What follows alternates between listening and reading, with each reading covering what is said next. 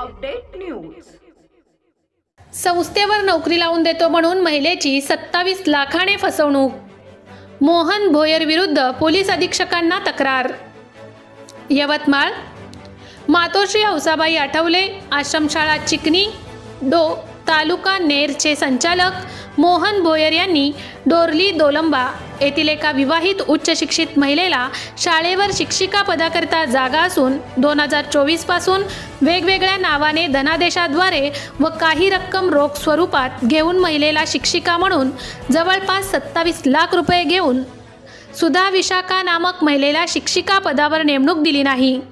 या संदर्भात आज यवतमाळ जिल्हा पोलीस अधीक्षकांना अर्जदार सुरेश नारायण डेकळे रीतसर तक्रार देऊन आपल्या विवाहित मुलीला संस्थेचे संचालक मोहन भोयर यांनी फसवल्याचा आरोप तक्रारीत करण्यात आला आहे। मी उसनवारीवर पैसे घेतले। मोहन भोयर उसनवारीवर पैसे घेतले। मातोश्री हौसाबाई आठवले आश्रमशाळा चिकनी डो या संस्थेवर नोकरीवर लावून देतो म्हणून मी कधीही सांगितले नाही।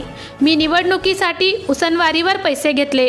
संस्थेत नोकरीवर लावून देतो म्हणून कधीही सांगितले नाही। मागील विधानसभा निवडणुकीकरिता काही रक्कम उसनवारीवर घेतल्याचे मोहन भोयर यांनी सांगितले। प्रतिनिधी Syed Mateen. Subscribe now and press the bell icon. Never miss an update.